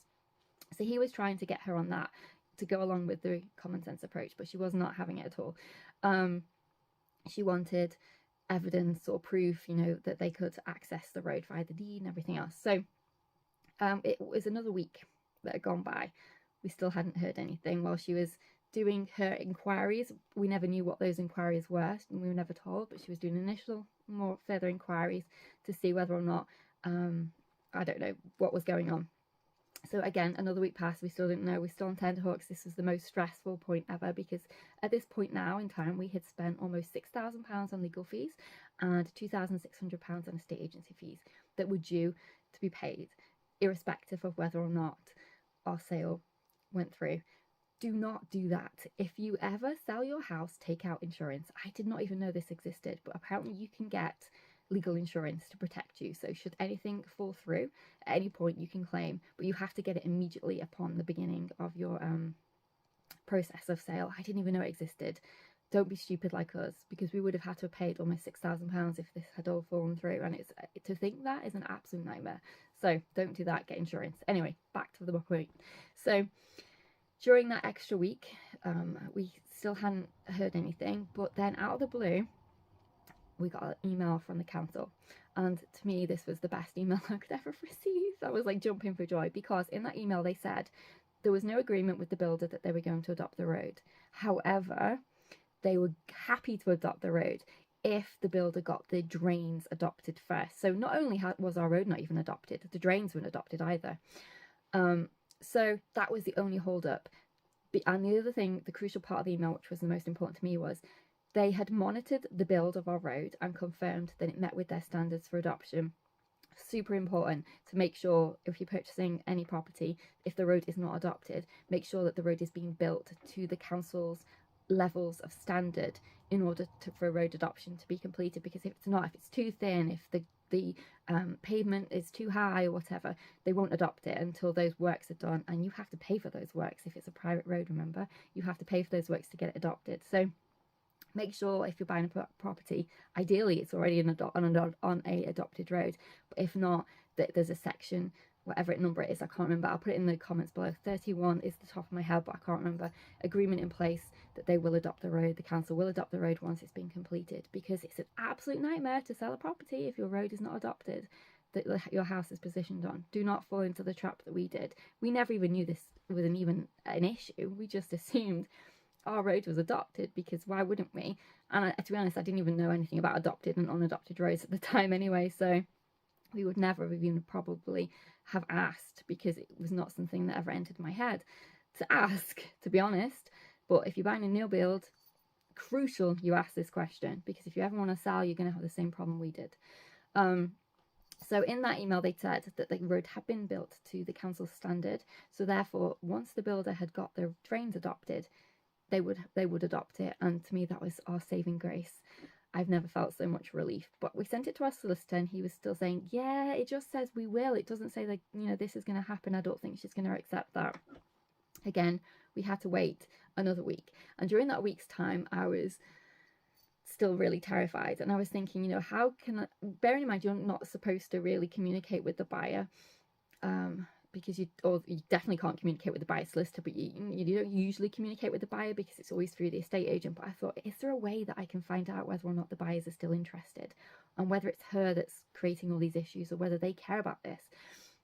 So I've been packing and everything, and I was making a pile of things that I knew I wasn't going to take, either because it wouldn't fit, or because it was too much to, because we would go traveling long distance, so it'd be too much work to take it with us, or mostly it was because it either wouldn't fit, or because we had extra of it that matched that property. So for example, we did the floor, it was less than a year when we did the floor in the living room with really nice expensive vinyl. It was gorgeous, but we had an extra box of it, and our intention was to do our hall with it so that the living room and the hall would match, but we just never got around to it. And to be honest, it was £350 to just get the living room fitted, and you have to pay. My husband's not that way inclined, so he couldn't do it, so we'd have to pay someone to do it in the hall, and we just, because we knew we were going to sell, we just didn't want to put that, you know, investment into it.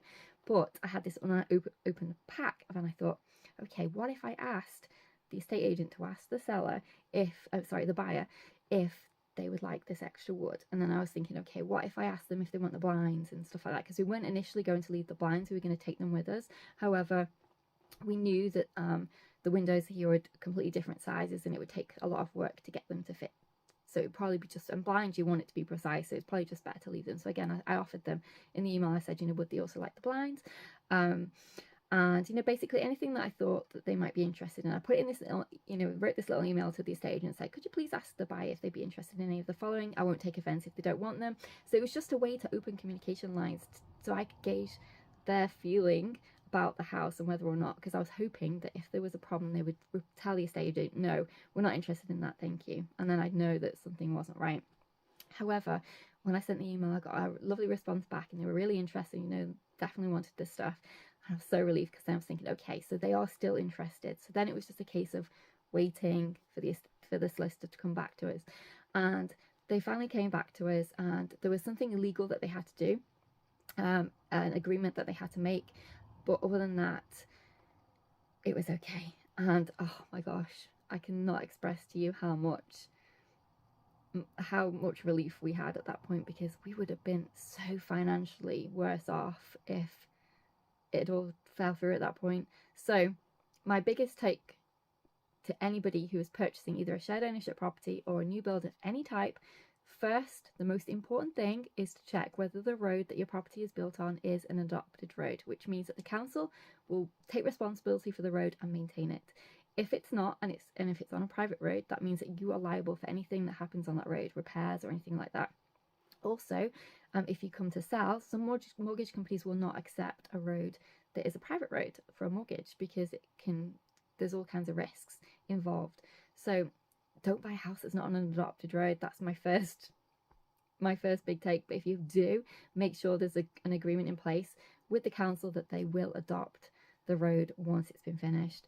Now, I don't understand why ours wasn't adopted. Bear in mind, as I said, we'd been there almost 11 years.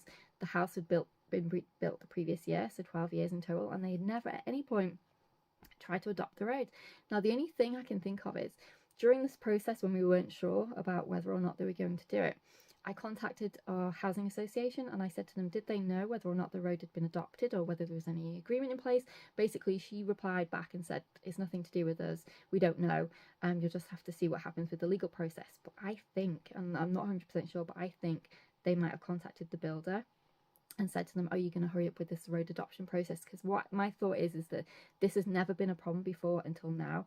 And now they've realised that, yes, it's going to be a problem. And if our sale fell through, then obviously we'd be coming back to them, because at no point did they ever tell us that the road wasn't adopted. So, and also it affects their investment as well, because they owned half of the property too. So that would massively, well, not massively, but it can impact the house price as well. If your house is on an unadopted road, it can reduce the value of it. So obviously they've invested all this money in these houses. They don't want their investment to go down. So I wonder if they did actually contact the builder at that point and were like, you know, come on, you need to hurry up and get this road adopted. Because at this point, there was only 2 other houses that had sold during that time frame. As in a new sale, not a well, there was one that was a resale, then there was 2 that were a new sale, as in it was from new that they bought it, and then there was one that purchased the whole thing themselves, so they'd staircased up. So there was only actually one that was a resale. So maybe their solicitor hadn't even noticed it wasn't an adopted road, because they got that map which showed the green line. They thought the roads were the same name. Maybe they thought, like we did when we initially received the document, that, or maybe they hadn't updated it to, you know, mark that road green, but it's the same name as this other road, therefore it must be a public road too, and it was never noticed. I don't know, but all of a sudden, you know, they were working on getting the drains adopted. And I did actually, for a while, I had noticed the water company were on the road doing some works, so it could be that they suddenly were like, okay, you need to hurry up and get this done, or maybe they were always planning on doing it. It just seems a bit of a coincidence that it happened at the same time as us mentioning to them that there was a problem. But again, it could just be a complete coincidence, and they were always planning to do it this year. I don't know, but it took them 11 years to finally do something about getting the road adopted. Oh, anyway, nightmare. So don't take that risk. Do not take that risk and buy a house on an unadopted road unless you know there's an agreement in place that the road will be adopted, because like I said, when you come to sell, that's the first thing the solicitor of the buyer is going to notice. And the fact our solicitor didn't notice it when we bought the house is really dodgy. At no point did they tell us that the road wasn't adopted. So unless, again, they were told that it was going to be and they assumed it was, and maybe they saw the green line and thought, okay, it's the same name as this, I don't know, but something you have to be really careful of. So once that went through, and they accepted that from what the council had told them, it was going to be adopted, and whatever legal stuff that they did behind the scenes, the sale went through. However, they had agreed a exchange date that was 3 weeks from that point. So again, we still had another 3 weeks after that. What if they changed their minds? You know, blah, blah, blah. Again, take out legal insurance to protect yourself for your fees, because again, another tender hook, 3 weeks. This has been the most stressful part of my life, I think, the past few months. It really has, because it was all things that we didn't know that suddenly appeared, and also things that we should have known, like to take out legal insurance that we didn't know, which could have made things a lot less stressful. So 3 weeks after that, we got our exchange date and everything, and then it was all systems go. So packing like crazy, getting the storage centre booked. Those 3 weeks were real, because we had to, basically we moved 10 hours away from where we lived, so we had to take all of our stuff, most of it at least, put it into storage, and then we had one truck on the drive with all our essentials on, so things like your fridge, washing machine, you know, everything you needed to last for a week in your new home, until we could drive back and get the rest of the stuff. Again, do not recommend we got quotes to move us for over 11, from up to 11,000 to 5,000. 6 I think was the most common. I wish we'd done that because it was such hard work to do it ourselves. I would not recommend it at all. The amount of stress on your body from doing all the lifting and everything else, to having to do driving backwards and forwards, definitely don't recommend. And also the very first day that we hired the van, my husband drove to the first service station to put petrol in and he damaged the van. Basically he was trying to pull out another lorry had parked on a really weird angle that was completely not the best position to park in, so he was kind of trapped, and as he was trying to maneuver to get out of this hole that he was in, pretty much, where he couldn't get out, he scuffed the wheel arch of the van on a really high curb and it completely snapped. The whole thing snapped off completely. So we had to pay £500 excess when we hired the van, but thankfully, by learning all about maybe we should take out legal insurance, we took out collision damage waiver insurance. The company that we hired the van from didn't offer it. We had to get it from a third party, so we did that. So hopefully we'll get our excess back. I don't know, because they have to go through the insurance claim, but hopefully we'll get that excess back. But it just means another insurance claim on us as well, which sucks because my husband had only had an insurance claim from December, so our insurance premium this year is not going to be fun. It's already gone up because of his crash, and now there's been a third one. Well, not third from this year, but a third in total from his lifetime of driving, where he's had to claim on insurance. So therefore, that's not that. If you add all these things up, it really, I'm sure we're pretty much maybe 4 or 5 grand now anyway. So for the extra grand, we could have had someone do it all for us. Oh, so much better. Highly recommend not doing it yourself. So adds so much more stress to the whole process. But overall, looking back, we would definitely purchase a shared ownership property, 100%. There's no way we could have saved up the amount of equity we got. But again, bearing in mind it depends where your house is as to how much equity you will earn through your sale. But I think it's still better than just renting, for sure, because you don't get any equity at all. We did get a good chunk of equity, which was fantastic. It would have been way more had we purchased more of the house than we did, and I explained why we didn't in a previous video. We didn't buy more at the time. So wish we had, because we would have got so much more money. But don't forget, you have to play to your market, who can buy it in your area. And our area was still, and is still, a more poorer area. So for someone to be able to purchase that, the bigger amount and everything, are they available? They might be. The properties were selling in our area for more than what we purchased, but oftentimes those properties had more things like a garage or a conservatory, and ours didn't. So whether or not we would have got the full price for it, I don't know. We might have done, and that's the like kick in the backside, if you like, that we should have bought more. But I'm just happy with what we got. We did end up having to use all of our equity on our new house, so we didn't actually get any cash from it. But in theory, hopefully, provided prices don't drop, we've got equity in our new property for that same amount, basically with affordability rates, because mortgage rates have gone up so much. They needed a huge deposit in order for us to get the mortgage on this new house. So we had to use all of our equity from the old house to get this new one. Which sucked because we could have used some of that money for moving costs, and we've got to do home improvements in our new house, which I'm going to talk about actually in a minute. But we've got to do home improvements in our new house that would have been so nice had we have been able to use our equity, but we couldn't. Obviously, perhaps in a few years we can remortgage and get some of it back that way. But then again, don't forget, and this is the other thing, you're behind. If you've done shared ownership, you're behind on your mortgage in terms of when you can get it all paid off, because we were only paying half a mortgage and half rent. All that money we were paying towards rent wasn't obviously going towards our mortgage. So now we're really behind in terms of, had we have been able to buy a house outright from the beginning, we would have paid 11 years off a mortgage in full off, whereas we were only paying half off a mortgage because we were having to pay half rent, half mortgage. Does that make sense? So we're behind in that respect. So really we don't want to take the equity out of our house, the new house, unless we absolutely have to, because again, behind mortgage, and you don't want to be working till you're 90 in order to be able to pay your mortgage. It's just not realistic. So just something else to consider. But anyway, let's talk about the new house now. So we bought our new house in Scotland.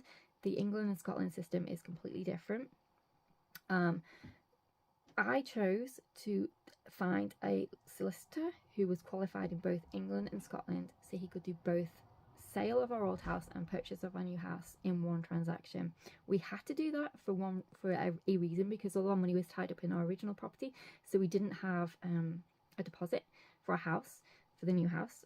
So it was, all our deposit was in the old house, the old equity. So that's number one. But also because I thought it'd be so much easier than having another solicitor involved in the mix. It was already a nightmare just having the buyer's solicitor of our old house and this one. I couldn't have even imagined having a third solicitor involved. They didn't like each other, or if they did, they were very, I think our solicitor was very cordial and nice with her, but I think she had a beef with him because she was always not happy about his responses and everything else. And I don't know, that could just be my interpretation. Maybe they got on swimmingly, I don't know. But all I know is that there seemed to be a lot of, well, we haven't heard back from them, or, you know, she's not happy with this response and blah, blah, blah. So having a third solicitor, no. So we did end up having the one solicitor, which I highly, highly recommend. I think our solicitor was fantastic. He did a great job under the really difficult circumstances of things we didn't know about appearing, like the road and everything else, and also just managing the housing association as well, because don't forget, if you're doing a resale, you've got the buyer solicitor, the housing association solicitor, and the solicitor of the new house that you're purchasing, in theory, that, you know, need to all line up. And if there would have been another solicitor as well for Scotland, that would have been a nightmare. So my solicitor was qualified in England, Scotland and Wales, so he could have done transactions in all three areas, which is fantastic. Was it more expensive? I actually don't think it was. So I costed up doing it separately and doing it with him, and there was not much in it at all. Hardly anything in it at all. And he could have charged us way extra for all the hassle with her, the original solicitor, and he didn't. And I'm not saying all solicitors would do that, because they probably wouldn't, but he was really great, and he didn't actually charge us any extra for all the additional work that he'd have to do in order to get this road situation resolved, which was amazing. I was so, so, so grateful. But it wasn't more expensive. That's all I can say, to have just the one solicitor, because I read lots of different people's opinions about how that'd be more expensive to do. It wasn't. So I would recommend, if you can, if you're buying in one part of the country and selling in another, to see if you can find one solicitor to do both. Now, it did take a while for me to find him. I scoured the internet, and I only found him by finding a blog post that he'd written about the process. And it's not impossible to find them, but they are kind of more niche, because in his situation, he had a small team within his office that did this specific thing, and it is quite complex what they have to do, because they have to line everything up, and the legal system is completely different. So in England, you have the estate agent, and the estate agent pretty much rules the roost in England. In Scotland, it's the solicitors that rule the roost, because in England, the estate agent does all the valuations of the property, they do all the offers and everything else. In Scotland, the solicitor does that. So it's very different, and also it's a very different process, and it usually is faster, not always. In our situation, it definitely wasn't. It's usually faster in Scotland than it is in England to actually complete the sale process, and you don't tend to have the gazumping risk where someone can come in halfway through the transaction and say, actually, I'm going to offer more, and you lose your sale. Although it's not completely ruled out either, and I think a lot of people think that it is. If you buy in Scotland, you're completely safe, and that's not true. Until you actually get that final contract, they can still, either party can still back out. So I don't know where this comes from completely, whether people think that it's safer. I think it is a little bit, because I think most people, once they've accepted an offer, generally speaking, in Scotland, it usually does go through, but not always. And they still actually legally can back out up until the final contract is agreed. So the final missive, they call a missive, is done. Either party can still actually back out. So in our situation, though, the process wasn't fast, because the people who we were buying from did not have the deed to the property, because it was never registered on the system, because it had been in one person's hands for 30 odd years, and they died, and it had never been registered on the system. So that took a really long time in order to get the deed and everything else. But thankfully, because our sale was taking so long, it all married up in the end. Although I think technically speaking, they were ready a month or so earlier in Scotland, but we weren't, because of the whole road situation. So they did wait for us, which is fantastic. You might not always get that, so, you know, take that as we know. just be careful in terms of, you know, if there are, try get all your eggs lined up first as much as you can. Obviously things can come out in the legal process that you didn't know about, like ours did with the road, but if you, when you're making your original purchase, if you can try and make sure all your paperwork's there, so things like all your building warranties, things like your gas safety certificate, make sure you've got all that to hand, because they ask for that straight away. Again, road, really important. Make sure your road is a public road, not a private road, an adopted road.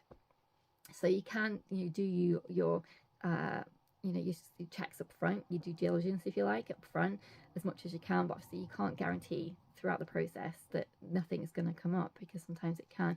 But thankfully in our case there was a problem with our our purchase of the new house anyway, so they kind of lined up, which is fantastic. So yes, it's very different. It's not at all impossible. We did it just fine, and I don't think it's as complicated as people make it out to be.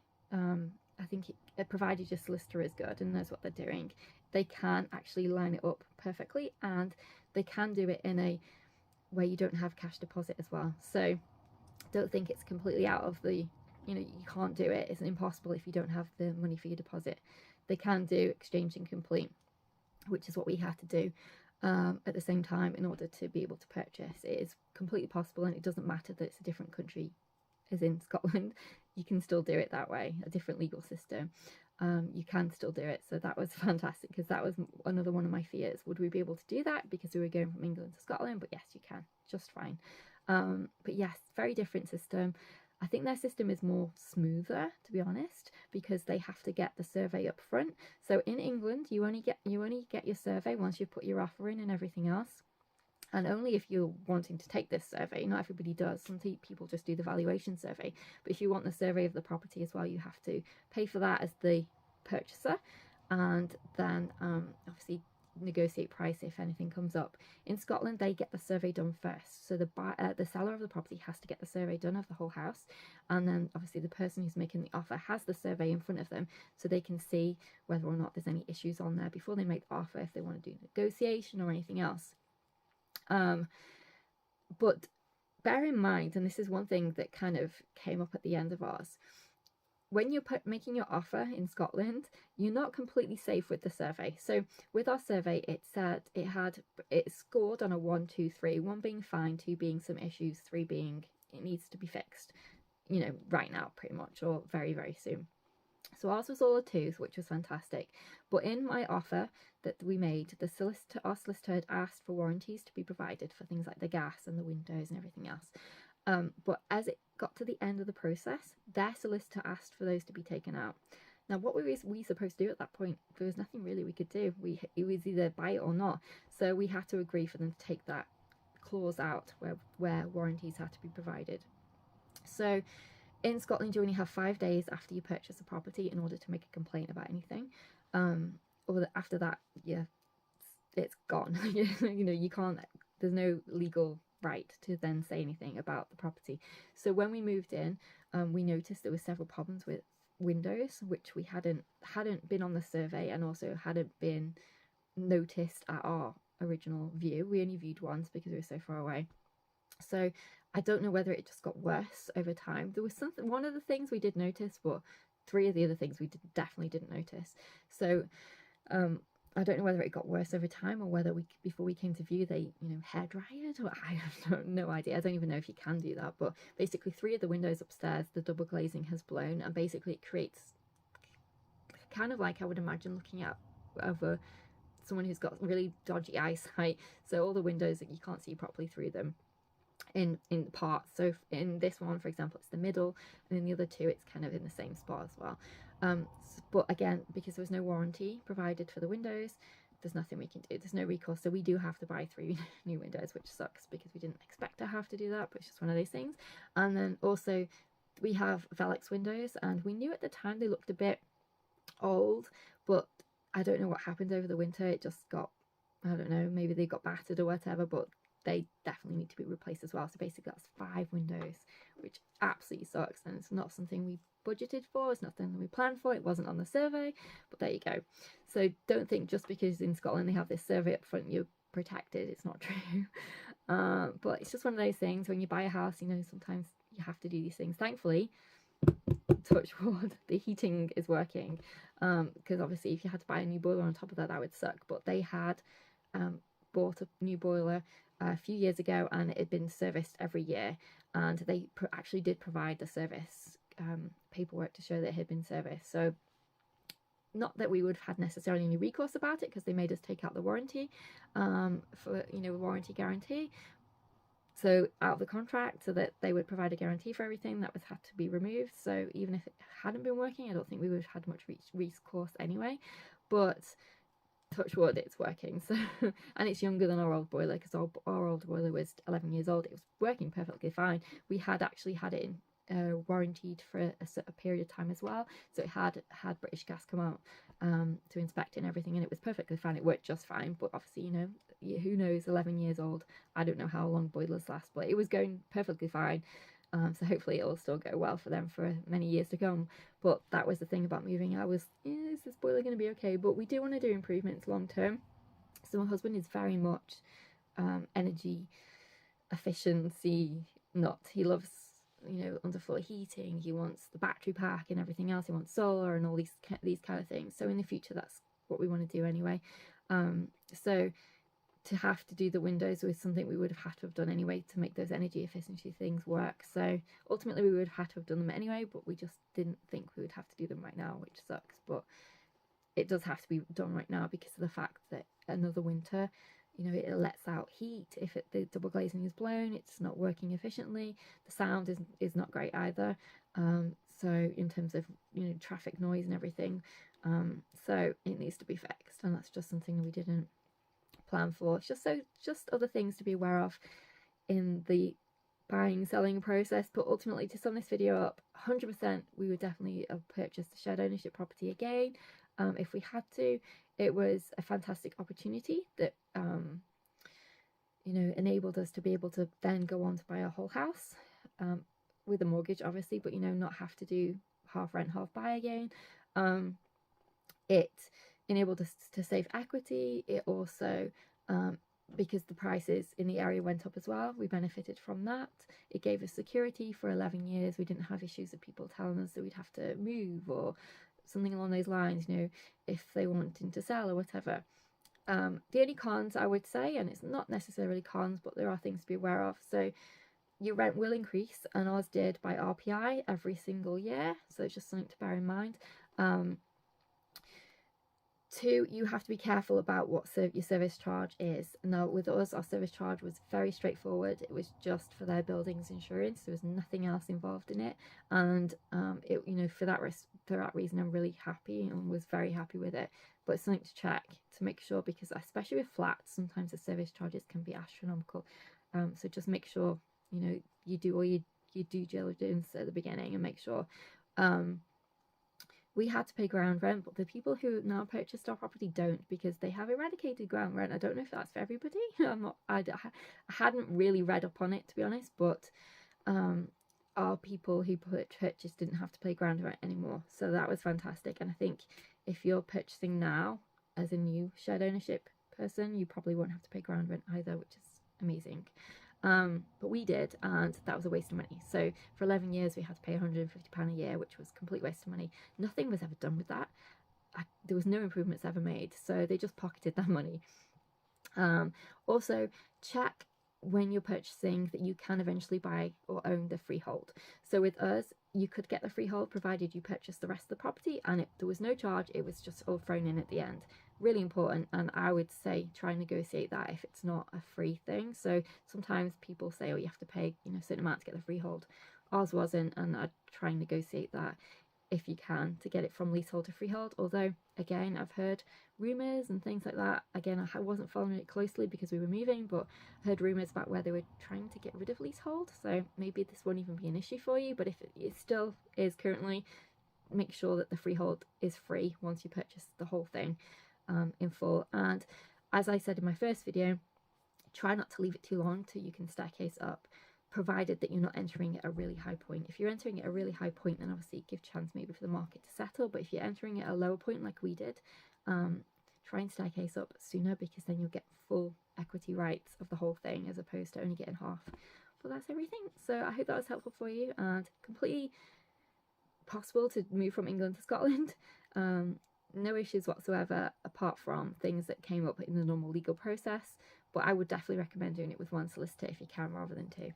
So that's everything. If you've got any questions, leave them below. Otherwise, I'll see you in the next video. Take care. Bye for now.